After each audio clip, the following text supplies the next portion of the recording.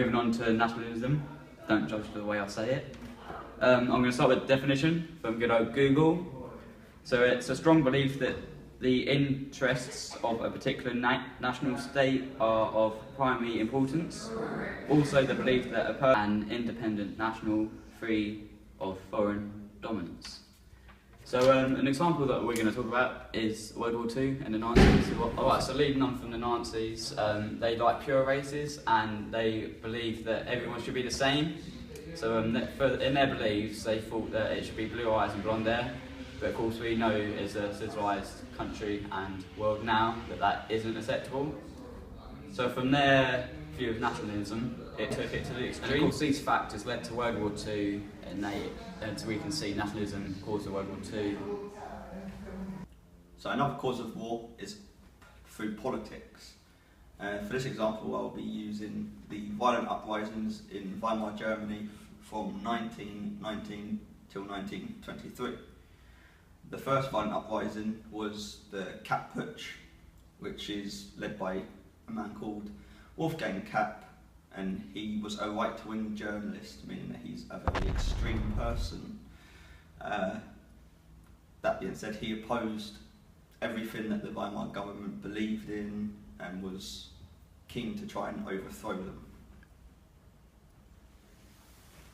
Also, Wolfgang Kapp and the Kapp Putsch as a whole believed that the whole of Germany were completely unfairly treated by the consequences of the Treaty of Versailles, which gave them the whole blame for World War I, and the government just accepted it without even trying to make amendments. Nice. The second violent uprising was the Munich Putsch. The Munich Putsch was led by the Nazi group, obviously led by Hitler.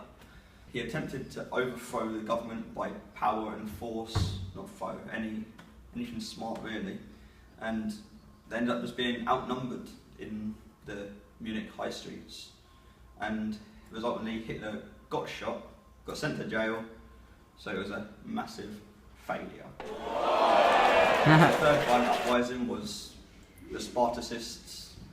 They were a full communist party. There was 50,000 of them involved, led by a man called Rosa Luxemburg. He believed that the country should be run by working class people, and they went on a patrol through the streets, not trying to get in any violence, but unfortunately that come back to bite them. They were met by a group called the Freikorps, which are ex-soldiers, and the Spartacists were not trained fighters, so resultingly they got pushed back, forced to surrender, and injured. Another cause of war is through resources and want for land, if you will. First I'm going to be using the current Ukrainian war.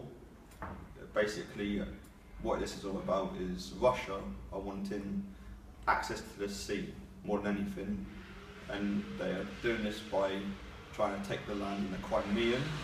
It's easier to do trade during bad conditions and bad weather. One of the conflicts of war and a factor of war is religion. One of the wars between religion is between the Sikhs and Muslims. A man that started one of these wars is Guru Nanak. He was a religious man who was to believe by people to do holy stuff. He left home in 1469 with a family of Muslims to go around to Mecca, and Nanak wrote along the way of his religious findings. Nanak's followers followed both Muslims and Hindus equally, so when he died in 1539 there was conflict between Muslims and Hindus. Muslims wanted to bury Nanak because they believed he was one of them, and Hindus wanted him to be cremated because he believed he was a Hindu towards the end. Alright, so the War Trial Charity, they go to war-torn countries such as Syria, and they provide them with clean clothes, shoes, water, food, basically supplies that they need to live on, toothbrushes. It makes the child feel better, and plus it shows that they're actually trying to make a better life for them. Along with this, it gives them education, which will help them later in life, which will lead to a more successful adulthood, my people.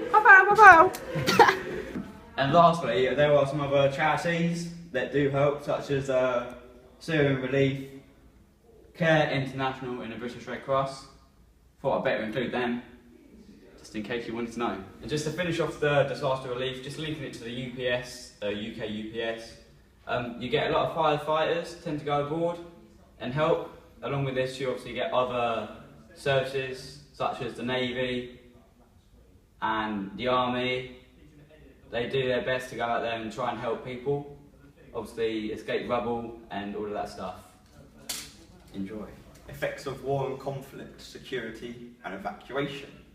As a result of conflict or war happening overseas in other countries, it puts pressure on the countries involved, and also just any country really, to make sure that their country is secure, safe and well protected.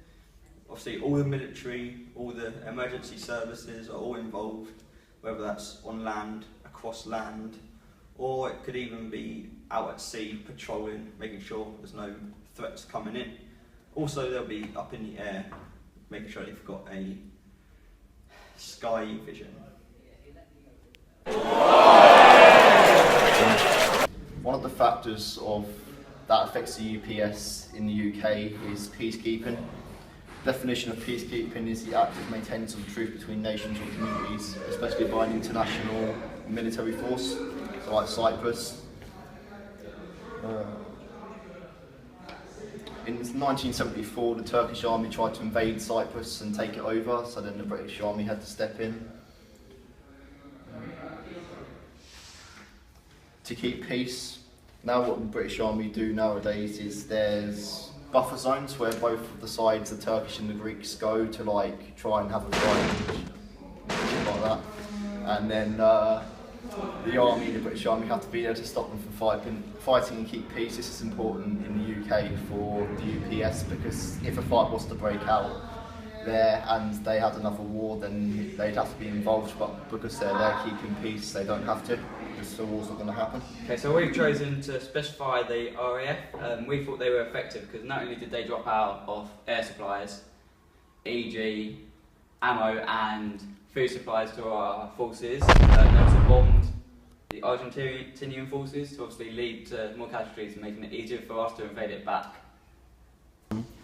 With the Falklands War, I found some statistics on the RAF.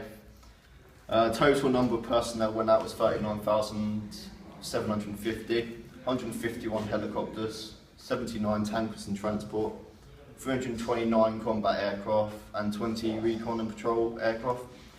255 Brits died in the Falklands and 632 Argentinians died in the Falklands. So short-term and long-term effects of war. So short-term, life loss.